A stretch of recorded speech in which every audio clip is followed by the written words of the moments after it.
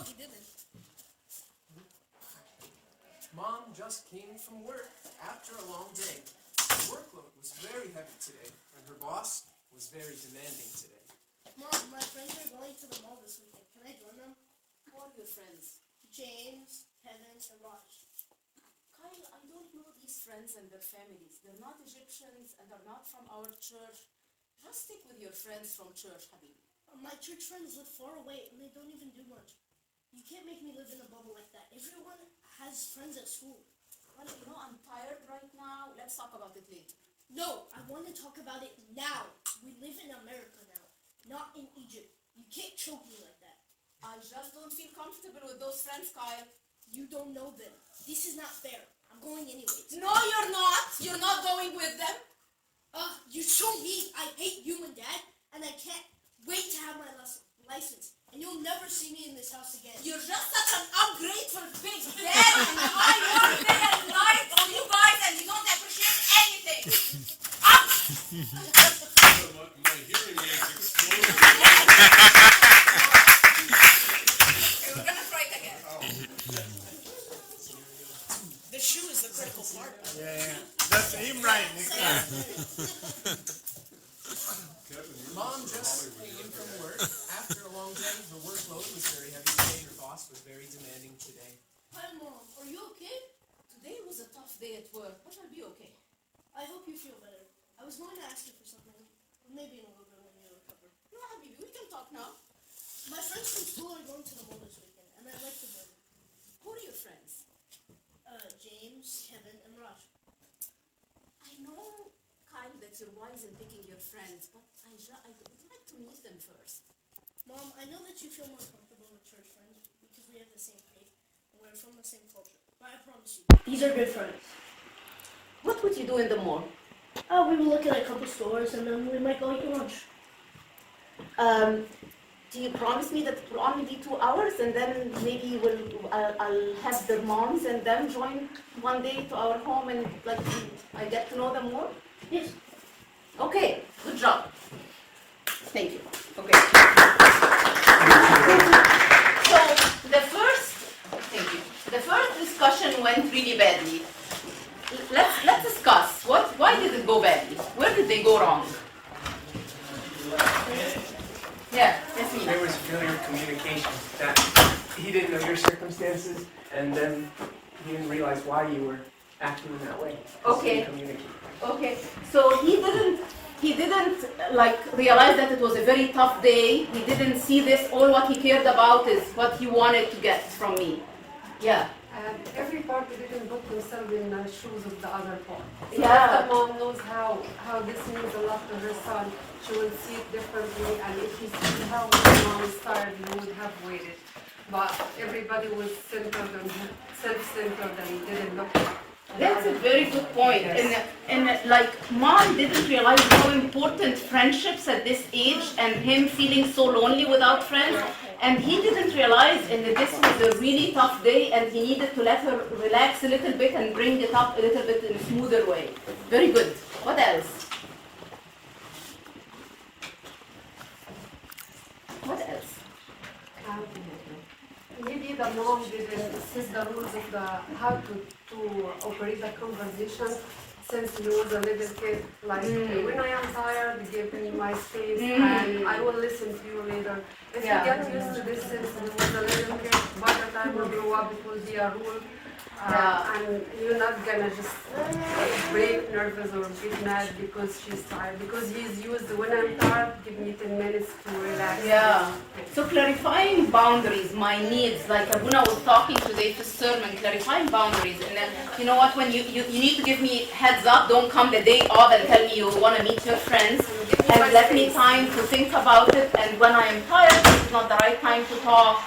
Pick a time where we're more relaxed, maybe during the weekend or I've eaten and recovered from work. Okay. Because the same request could be rejected now and in a different time will be approved. That's exactly right. That's exactly right. Okay. In the first story, did anybody get what they wanted? No. Did Neither. mom get what she wanted? No. Did Kyle get what he wanted? No. Okay. Okay. And also, like, do you think mom reached a conclusion about his friends? Did mom have an assumption about his friends at school? Yeah. What was the assumption? Yeah, if they're not from church, if they're from school, they're bad, from church, good. Which is really a wrong assumption, right? Yeah. Honestly, my kids had friends from school that were better than the friends at church. So she was not willing to open up to the culture we're living in. We're gonna just stay with our culture, we're gonna stay with our church, you're not allowed to go anywhere else, kind of thing. Okay. Mona, I would like to see a version of this story Yeah. where the mom sticks to the no. There is a reason and she sticks to the no. We actually This did- would be the more crucial part, because how do you deliver them? It's easier to deliver the yes message Yeah. than the no message. Yeah. How can you deliver that? So that is a very good point. When we did this play for the kids in Sunday school, and when we did this play, we had a different version. We actually had the mom saying no. She said, I'm gonna check with dad. She went to check with dad, and then she said, I'd like to meet the parents first, and I'd like to know the kids more. And Kyle said, like we were talking to the kids about having a good conversation. Kyle said, Mom, I understand your fears. It's okay. I'll let it go. You know, like it's okay to miss one time, and next time, as you know them better, you'll feel more comfortable with them. So we did it the other way. Can I adopt Yes. this, Kyle? On our side, so Yeah. is there a tendency if we are so adamant to get something or you seem so excited, no, I have to go, I want to go today, I want to go now, does it make parents less likely to believe that it's something benign rather than, oh, why do you want to go so bad? But if it's like, if you don't want me to go, that's okay, then you say, no, that's okay, honey, you can go. Is it more likely that... What do the moms think? When the kid comes and he's so insistent, I want to go out today with the friends, does it make the moms more worried that there's something behind it, that something is wrong? Maybe he's meeting a girl, maybe they're going to use drugs, maybe, you know, whatever. It makes them more, okay. But then another point to this, a lot of times we come to conversations with, like, I've made up my mind, right? So I am coming to my kid, I've made up my mind, you're not going out with these friends. He's coming to the conversation, he's made up his mind, he's going with his friends, right? So we're coming from two different worlds and nobody's willing to meet in the middle. And I think it's really important in Nihna to come to the conversation with an open mind. Let me hear him, let him hear what he has to say. And the kid has an open mind, let me hear what my parents' point of view is. Because if they feel the answer is going to know before he even explains himself, it's very self-defeating. They feel I can never tell them anything. I can never open anything with them because I know the answer is going to be no, right? No ihtiyati. No ihtiyati. No ihtiyati. Yeah. One more thing that we assume that our kids doesn't read our minds, but we do. He knows she wanna put him in this bubble. He knows she limiting him. He knows she is very classic to him. So he also have a mindset about his mom that she is not open for conversation. We have to appreciate our kids' minds and make sure they are old enough and they know and to understand all the hints of our personality. We know them, but they need to know us. So the kids are much smarter than what we think they are. Yeah. They can read us much better than sometimes we see ourselves, right? But at the same time, I'll take the opposite of that and say that sometimes we assume that they read us and they're really not reading us. We need to explain where we're coming from because sometimes they feel like, why are you saying no to everything and I'm really not explaining myself? The other thing is, like, a lot of us have teenage kids, and the other thing is, a lot of times my relationship with my kids is, I'm telling you what to do, right? And that's the worst thing you can do with a teenage kid. What's a better way, when you want something from your kid, what's a better way to put it? Instead of telling you, I want you to go to pre-service, I want to start this, and that's what I did with my kids, and I want you to join pre-service. What is a better way to do it? I see other people than Monica guys to read. So, like Stephen, for example, you want him to do something, right? And Stephen, you have to join a sport. You cannot waste your time on video games. What's a better way to do it than telling our kids what to do? By the way, the kids, especially in teenage years, they want freedom. This is the time between adulthood and being kids. And they want to prove I'm doing what I want. Part of them want to be an adult, part of them is a kid. Yeah, so how do I put it to the kid in a way that's interesting? Yes, Simone. The first thing is tell him I'm not forcing you. I'm just trying to explain things to you to make you see what are the benefits coming out of it. Because I have tried the same thing. When I tell my kid you have to do it, he just gets aggravated and get nervous and the conversation ends before it starts. But when I just hug him at the beginning, I tell him I want to sit down with you, I want to talk with you. You know, you are my best friend, by the way, and I joke with him. I just melt the ice between me and him, and then try to tell him there is no forcing. I'm not forcing you. I know you are old enough to take a decision, but let me help you out. It's good for your future for this reason. That's an amazing way. That's like essentially telling my purpose in the beginning. I am offering something, but I'm not forcing you. You're putting the ball in his court. You're going to be making the decision, right? I remember one of my kids in high school told me, you just want to control me. You just want, and I was like, shut up. How can they think this? I got no interest in controlling you.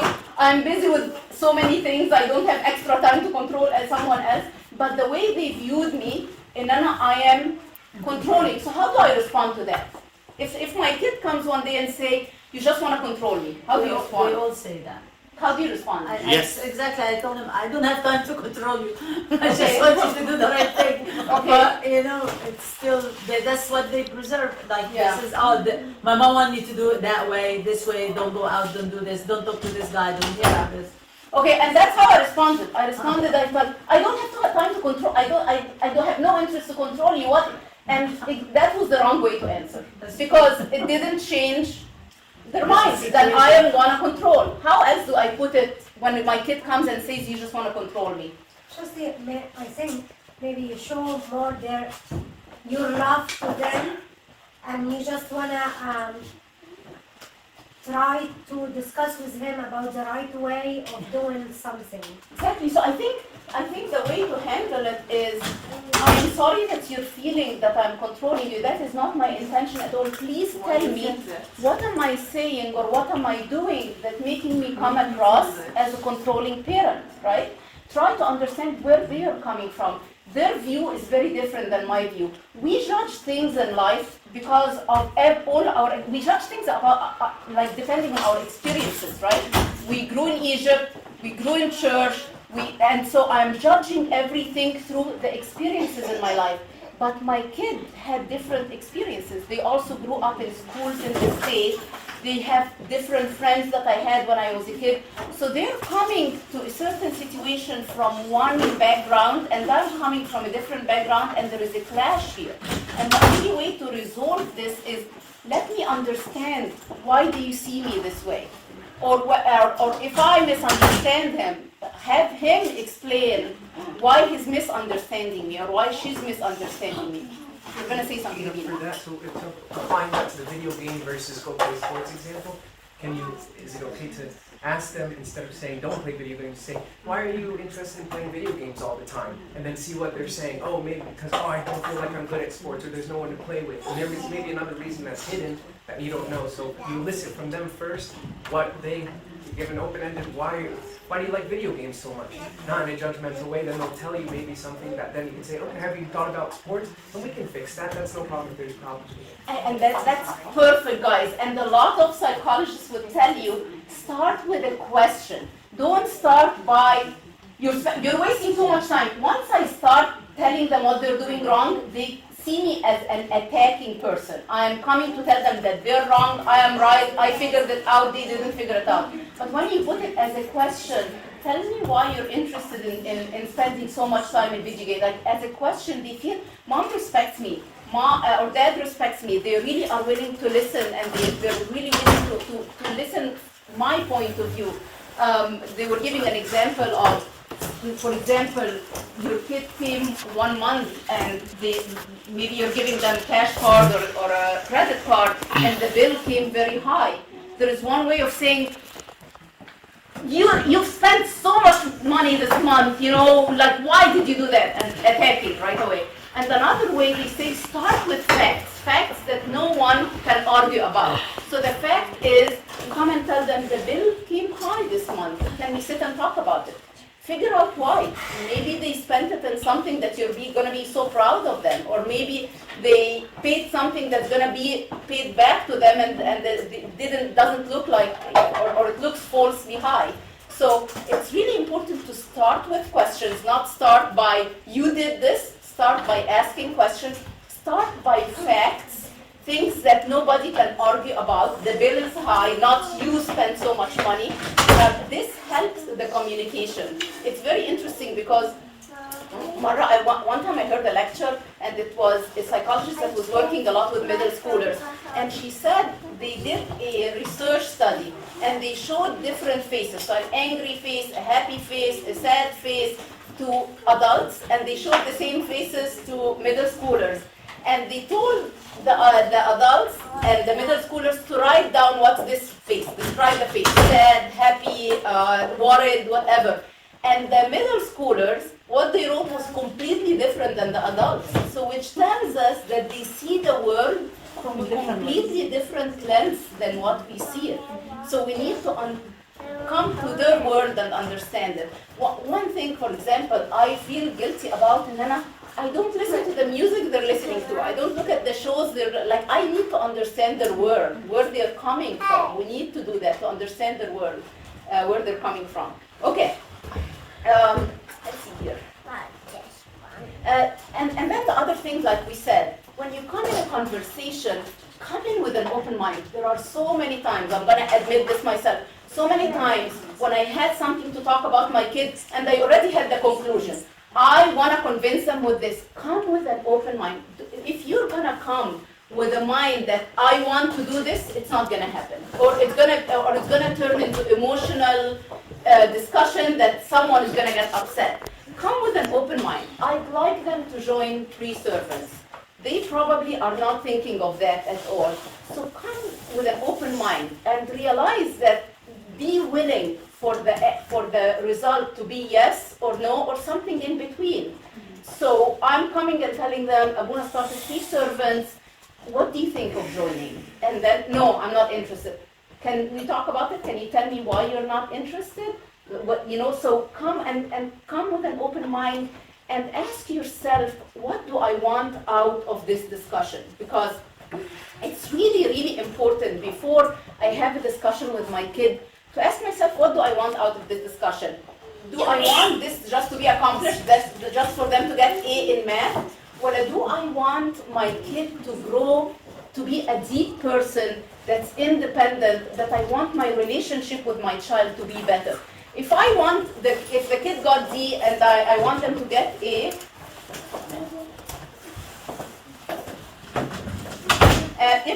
if the kid got D and I want them to get A, it's going to end up in a fight because I want something and they want something else. But if I come into the discussion knowing I want to get closer to my child and I want to know what's making them get this D.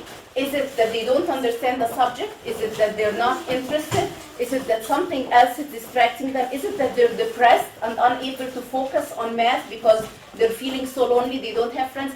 I want to get to know them, I want to get to love them, and I want to get to help them grow. Because one day they may get straight A's, and one day they may be completely unaccomplished and unable to work with other people in life. So what is my goal? Shafak said this example, so what is my goal? Like, for example, a child that breaks a vase, expensive vase that I bought, by mistake, I can get really mad at them, even though this was by mistake, right? It didn't change their character. But a child that's disrespectful with their parent, that is a bigger thing. Maybe the parent sees as being disrespectful is not a big deal, but breaking a vase is a big deal. But I have to ask myself, which one is really a big deal?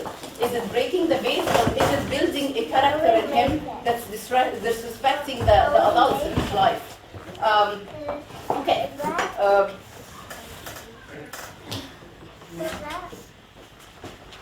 just gonna put use the computer file to go through some points.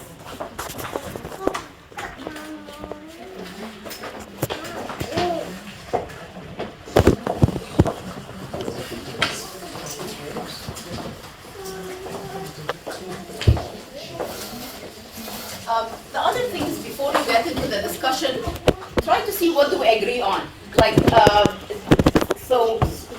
it's very easy to come and talk about our disagreement, but maybe something in common, like what Monica said. You know what? I love you. I want you to know before we have this discussion that I love you. Whatever we're gonna do, it's for your good, not for you. So to have like one comment, so I'm just gonna go over the points and please, share your opinion too. So try to understand the point of view of the other person. Keep an open mind instead of listening to respond. Find something you agree on. I'm not sure what this one. Sometimes, even if we're trying to have a good discussion, it ends up being sour, right? So I'm trying to talk calmly, and I'm trying to convince him with something, or I'm trying to discuss and listen to his opinion, but the issue is so hot for him, and he wants what he wants, that he gets mad, right? So how would you deal with it? If you feel like I'm doing my part, but he's not doing his part, how would you deal with it? That's the $1 million question. Walk away. You should let them you should just approach them later, and you should go out of your way to take an extra step and do something that you know would make them happy. And that way when they see that, they'll be so ashamed that they were so angry and they let something so small take over them. And when they see that love from you, that will help open up the situation.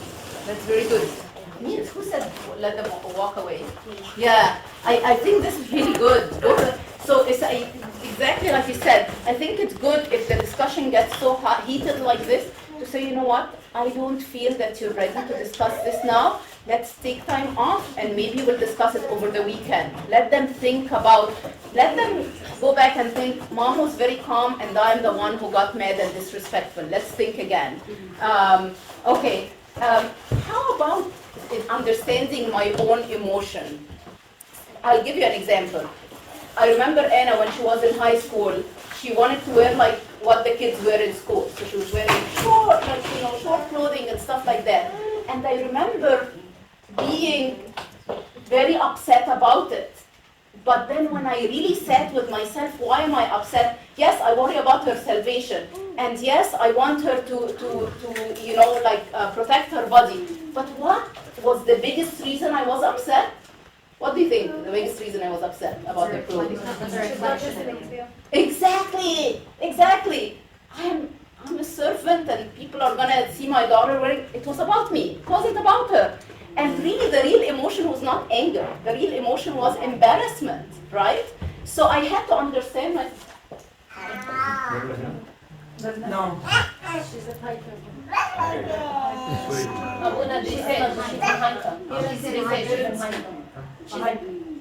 Hiker. She is a hiker. I see. Okay.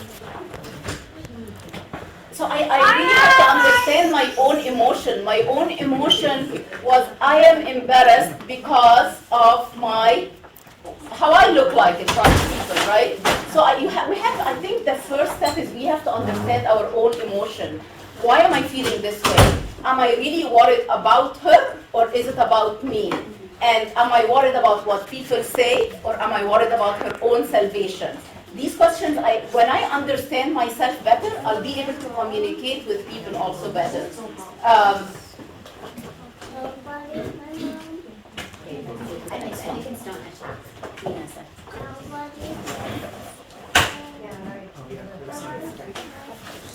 Oh, that's another important. Yeah, Mona, to your last point, this is one of the things that usually happen with the younger kids, when they throw a tantrum, like in the grocery store or somewhere, right? Yeah. Usually we're embarrassed by the tantrum and we give up the long-term goal of having them not get what they want by throwing a tantrum and give them what they want rather than getting embarrassed in the store or something. So, Exactly. yeah. Yeah. It's a personal experience. When I talked with my son, I told him I've been there before. Before I turned 50, I was teenager one day. and I was seeing the things, everything as we see it. It's okay if I like somebody. It's okay if I just get mad at my parents, then I feel guilty. So they need to know that we've been there before. That we're not completely different version. We just grow up, we get wiser, we know how to take decisions, we feel more responsible, worry about them. Yeah. So I talked with them, and even my daughter didn't like math. I told her I was terrible in math. I was thinking I will never make it, but when I tried, I did very good. You are the same spot, you're similar to me. I never liked math, but I like it English. For my son, I say, oh, you are very smart, you are very good in math, but I never been. I want to make him feel good that he's not completely different than me, and he has his own talents that I didn't have before. So that's a really important point also, is to share your weakness. When we share our weakness with our kids, we become human. You know, because sometimes they feel, oh, mom and dad are right about everything. When we share our weakness, we become more human to them, and then they're willing to open up and share their weaknesses with us too. They have more trust. Come on, we have to have guidance and wisdom in terms of what weaknesses to share, but like the examples that Monica gave was really on the point. Like he felt that there is no need to hide anything from mom. She has been before in the same spot, and she might know what to do. And he started talking about very personal stuff with me freely, without pressure, without stress. That's a very good point. And that actually brings us to the safe place, which is, I thought, you know, I just heard about this safe place this year, and I think it's really important when we are having a discussion, you want to make sure that you are in a safe place and your kid is in a safe place. What does a safe place mean?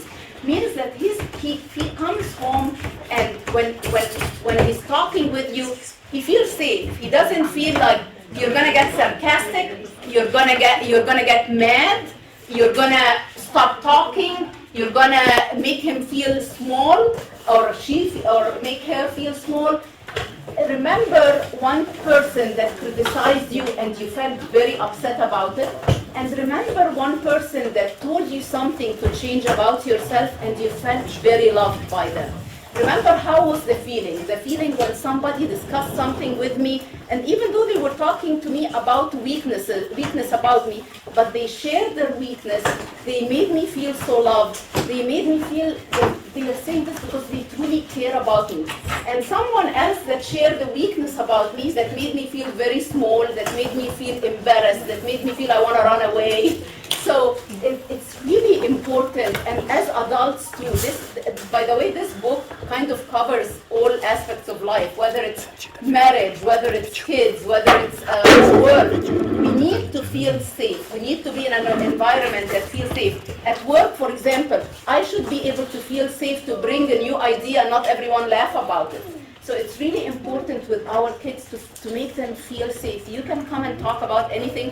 One of the therapists that I heard said, when your kid comes and tells you anything, even if it's crazy, have a blank face. If you just frown without realizing, they see it as, mom is really angry at me now. So have a blank face. Whatever they say, have a blank face, listen, and ask questions, and let the conversation keep going. If there are any other story. So sometimes, you know, we get upset at someone, and then we go home and we create a story. Yeah, she said this because she meant this. Don't create a story. Look at the facts. Don't do it. Sometimes our stories, we want it black and white. I want to be the victim, and I want her to be the villain. So she did this because she means and means and means, but I came with a good heart into this situation, right? No, don't make, remember that even the people that hurt you the most are people. They're human beings. Think about where they may be coming from. They may have a background that brought them to this point that you didn't see it. I listened to videos of people who had near-death experience, and there were people that really hurt them in life. But then they said, when we went to heaven and we saw their background, we saw the experiences they went to, we felt very sympathetic with them. We weren't angry at them anymore. So the person may be upsetting me, but I don't know how they grew up. I don't know how they were dealt with throughout their life. They may be coming to this point where they're very angry easily because of the lack of love that they haven't gotten over the years. And then avoid being helpless. Sometimes I find myself doing this, there's nothing I can do. I've tried everything, there is nothing I can do. Avoid being helpless. No, there is something that can be done. We talked about share your weaknesses and I think that's it. Anybody has any other point to add?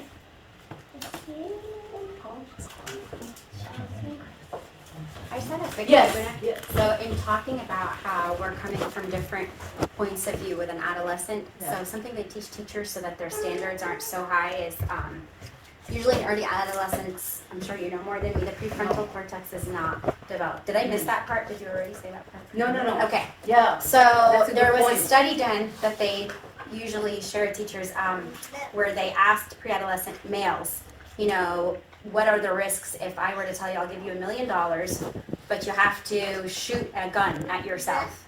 There's one bullet in the 6 of them. And they asked adults the same thing. And obviously adults took zero, they were almost near 0. Nobody would take that chance. And adolescents were almost near 100%. Wow. They were willing to take that chance. So that's like a very illogical way of thinking. They're very high on their risk-taking spectrum, and I think it's very hard for parents to see that and say, okay, how can I even reach you? We're not just, you know, we're not on the same level. You're at a completely different level. So the risk-take, if you have one of those kids like I do, you know, I think it's more difficult to communicate with them because they are so stringent, they are so adamant about their viewpoint, and it's very, very out there. It could be dangerous even. So if you have any advice about that. Anybody has an advice? Yeah. It's okay also for adults to admit that we can make mistakes, but we have to say sorry and then we made something wrong. Sometimes I tell my kids advice and it turned out I was not right. I didn't judge the situation right. Yes. And my kids tell me, but you told us.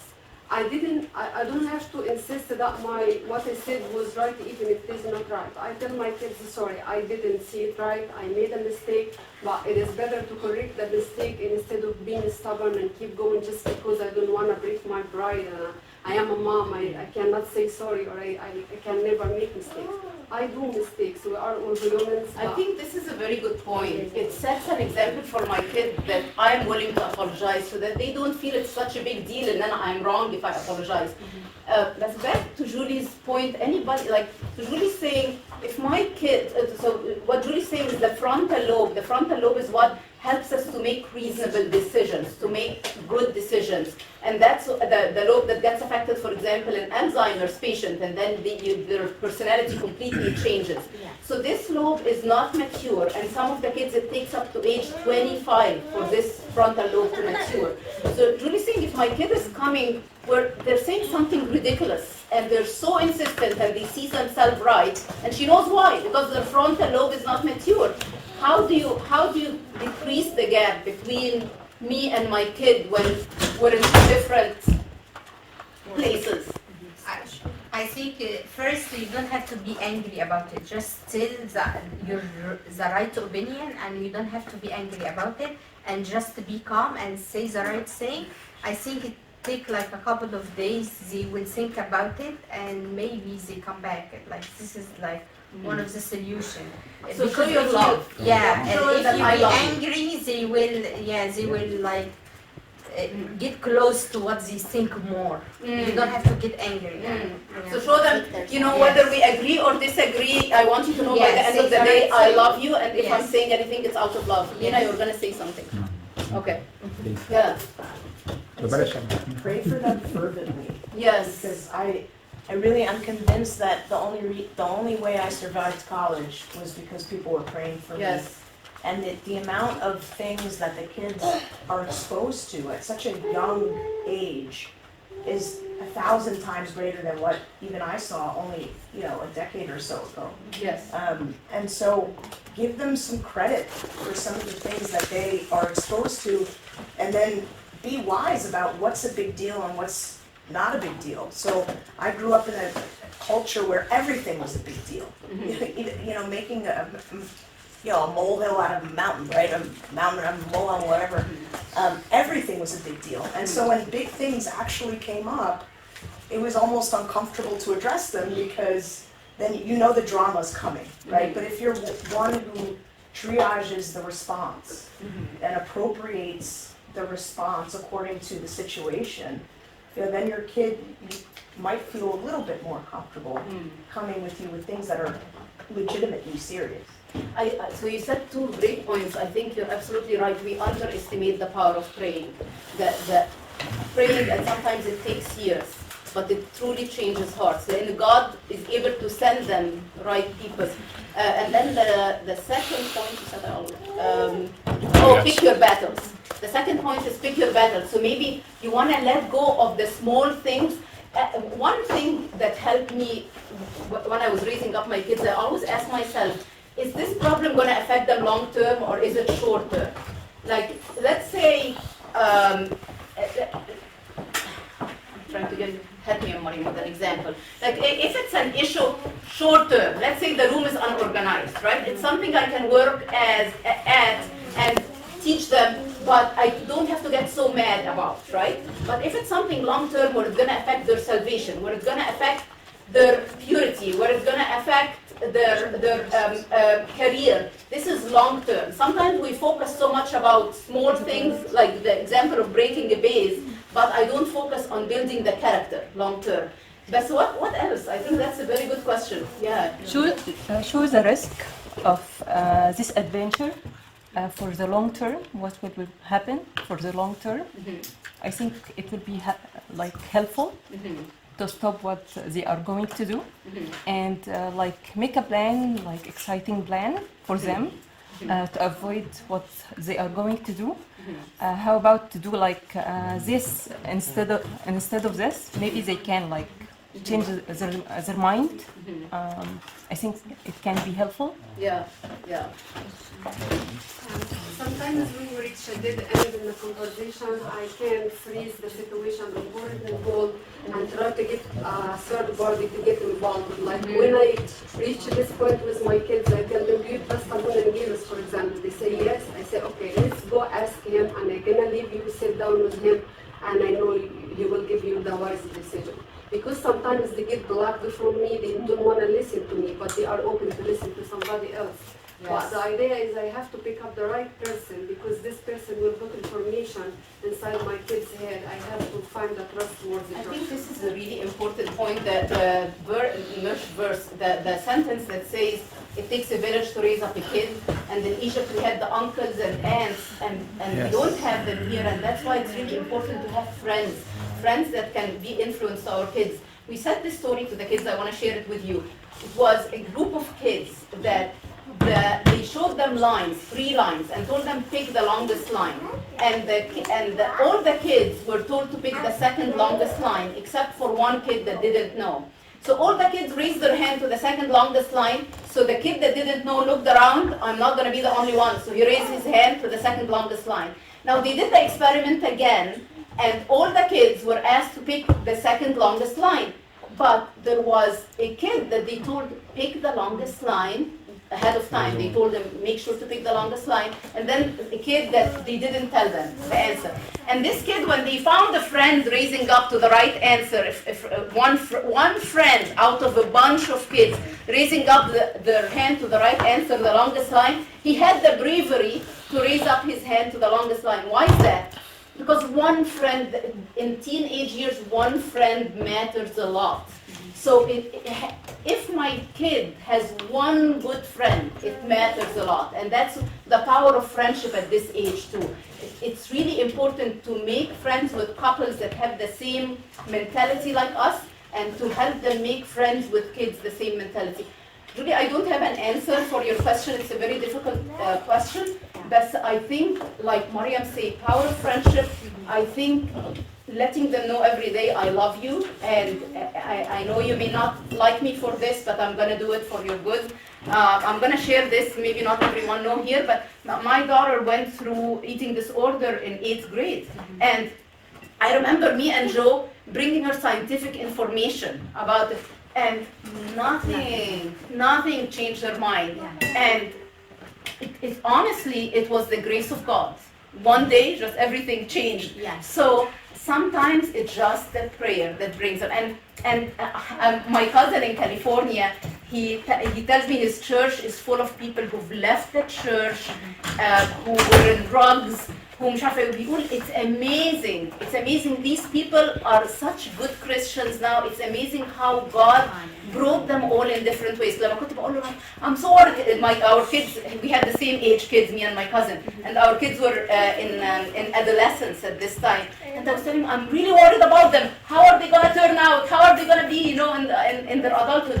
And he said, don't worry, God will bring them. Just teach them the love of God. Build in their heart the love of God. And it's really amazing. Kids do mature. Kids do change. You're going to find 1 year between age 21 to 25, the brain really changes. They really start making the right decisions. But I'll tell you for teachers, which is a worldview, godless view, what they teach them to do is to lower their standards.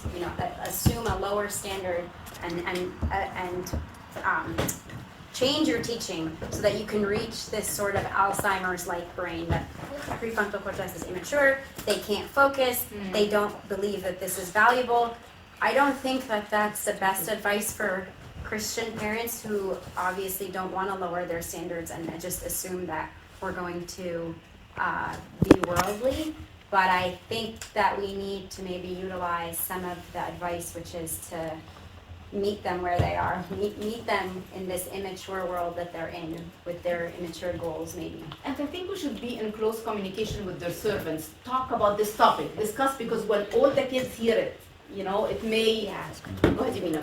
To comment on this, the bridging between our understanding and theirs. Yes. I remember there was a story back when I was in New York still. In Sunday school, there was one student who wasn't doing the homeworks at all, even though they were fun and easy, and I kept trying to convince him, well, you're going to have fun if you do it. It's going to be... you're going to get it right. You're very smart. Why don't you do it? And then I kept thinking, I kept imposing, like, you should be doing, you should be getting it. Until I asked, is there a reason you're not doing it? And it turned out it's just he doesn't have a pencil at home. He doesn't have the ability to do it. Resource. So sometimes the block within that pipeline is something so small that they can't understand, that we can't understand. Oh, that's the issue? Then they'll understand it. But because we think, we are bigger thinkers, but sometimes we think we understand more about the situation, they're just not getting it, it's because they can't understand it, but it's actually just a hidden small problem. So I think, again, asking the questions, why don't you do it? Is there a reason you don't want to do it? Well, how could we make it easier for you to do it? And then it reveals things that other blocks that are keeping them from doing it. Relating to them. I'll share something. It's almost 2.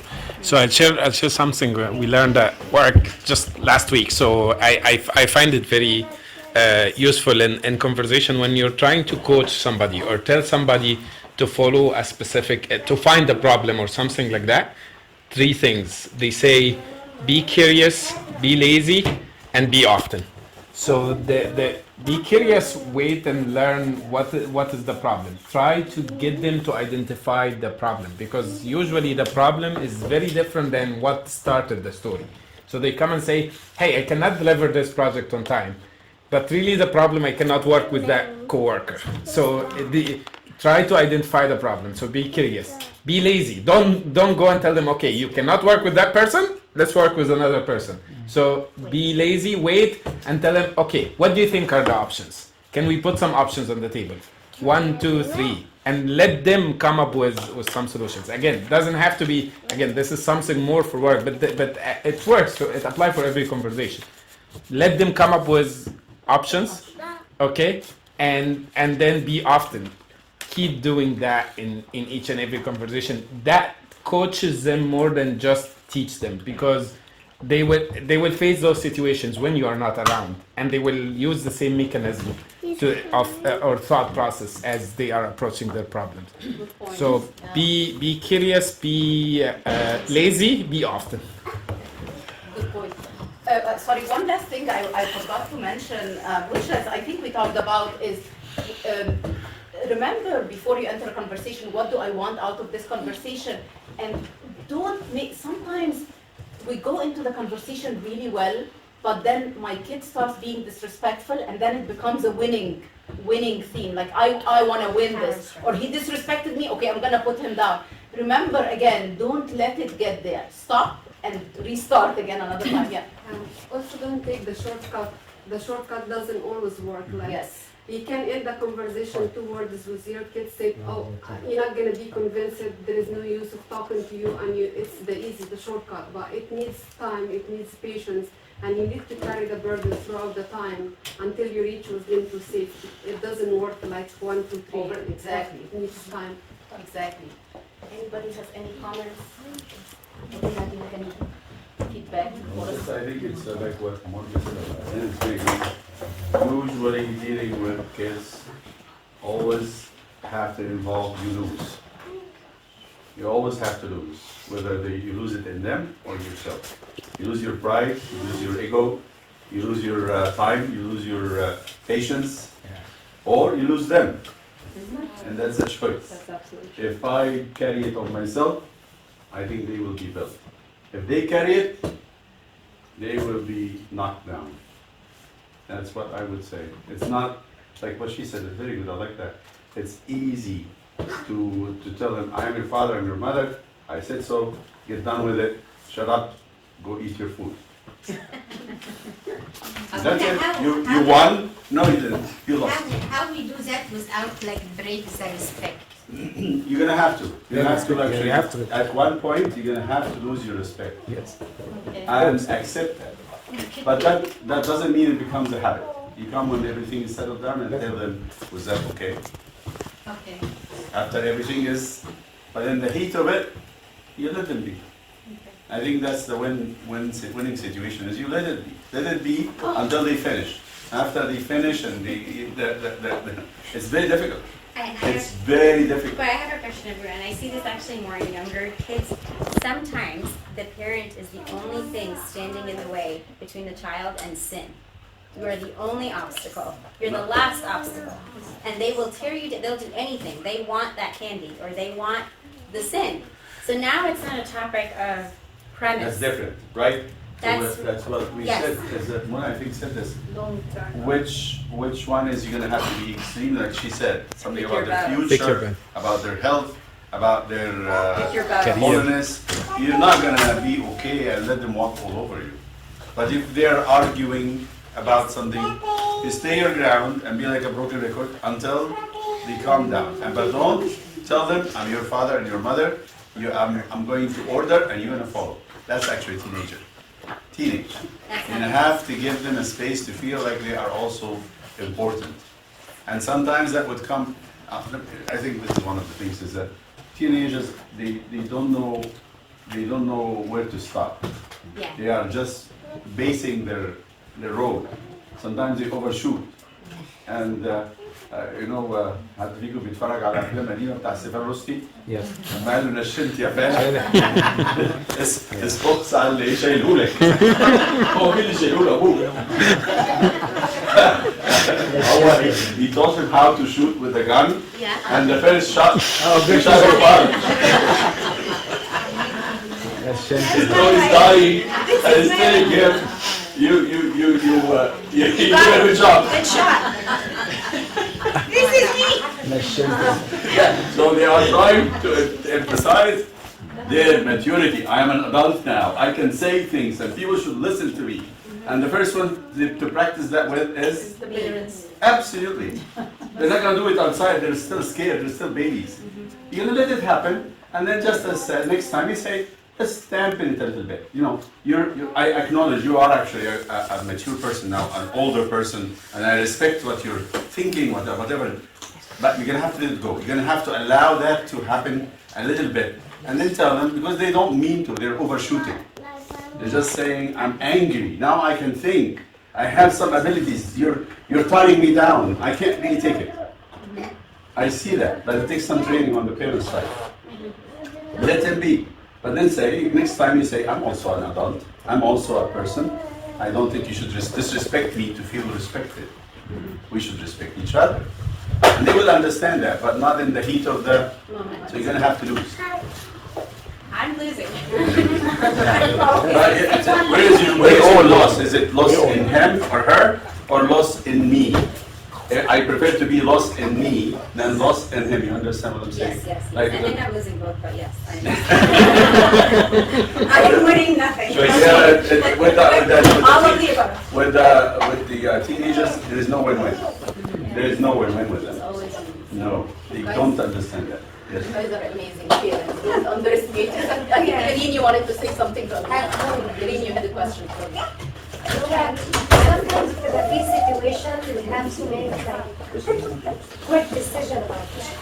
Whatever, they want to go party, whatever, anything. If it's something serious, we said that. If it's something serious, Like sometimes you No, have it to is say not. like, you know, okay, if he's not convinced, so, okay, no there is means no. certain things that you have to stand your ground, because you know the bargaining in this one is dangerous. Mona said it. He said there is certain things you cannot be bargaining. And you say it, but also keep it always with respect. But it makes them angry. That's what I think. That's what I'm going to say. If you're going to say you're going to be the obstacle, That's okay. well, okay, but then they're going to get angry. It's okay.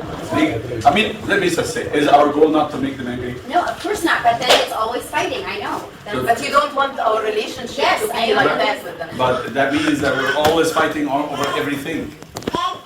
It's the one thing. Yes, You have to they be understand they're not stupid. The kids are very smart. Oh. They understand that you are going to be stickler on something, but you're not going to be stickler on other things.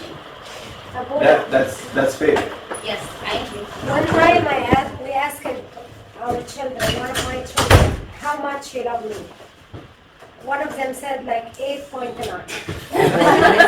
That's good. We asked him why 8.9. 8.9 because this is the nice part, and the rest because they toughen me, like because my mom toughened me sometimes. So this is the part I don't like here 4, and 8.9. This is the nice part. So it's like, you know, they hate us sometimes. I don't know.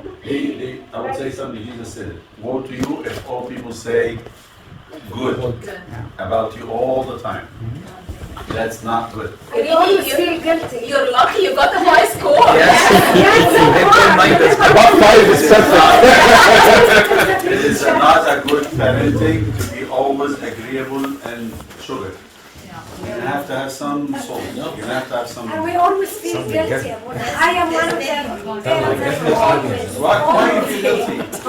Because I always feel like I'm not doing always the right thing for them. I want to make them happy. I want them to be successful in this and that. I think this is where we have a problem. You don't want your kids to be always happy. This is wrong. That's wrong. That's very wrong. Because God wants us all to be happy. I love that. C.S. Lewis said it one time. I don't believe God's first interest that we are happy. That's not His goal. What's God's goal? To be holy and to be loving. Holy and loving. And that's all what God's interested in. Because in this, we assure eternal happiness, not temporary. I mean, parents who want to have their kids always happy, they're going to fall into big problems, big problems. I don't want them to be always happy. That's not true. In fact, I want them to carry some of the responsibility slowly until they build up themselves and stand on their own feet. They're going to take care of themselves. To make them always happy, they're going to look outside of my relationship with them and like, nobody's to make them happy. They're going to say, where is my happiness? I need to find it. So everything has to be satisfactory. Everything has to be appealing. Everything has to be comfortable. What they're going to do when they are on their own? That's not right at all. I don't think that's the goal. This is what we have to fix this. I'm hurting you now so that later on you can be actually okay. I'm giving you a hard time now so that later you can actually be managing yourself. If I can do this now, it'll be a problem. And to say that that's fair, right? Because you're worried about making them upset from you, but you bear becoming upset because of them, and they should also bear being upset because of you. So it's a fair back and forth. So it's not because the parent doesn't have to be perfect, and then the kid or the child doesn't have to be perfect, and the parent makes them upset, and the parent doesn't have to be perfect, and the child's the only one that makes them upset. So it's a fair back and forth. So that way you can be easier about it's okay to sometimes not make them happy because sometimes they don't make me happy, and I bear it. But be careful with that. That's always be careful. Keep it in your mind because as a parent, we love to see our kids smiling and giggling and having a good time. It's not going to be okay all the time. That's not true. In a world like us, like ours, a fallen world, this is not going to be the case. In heaven, yes. In paradise, yes. But on earth, Later never came, يا ولد. Later never came. It will come. بعد ما اموت؟ إن شاء الله. Yes. إن شاء الله.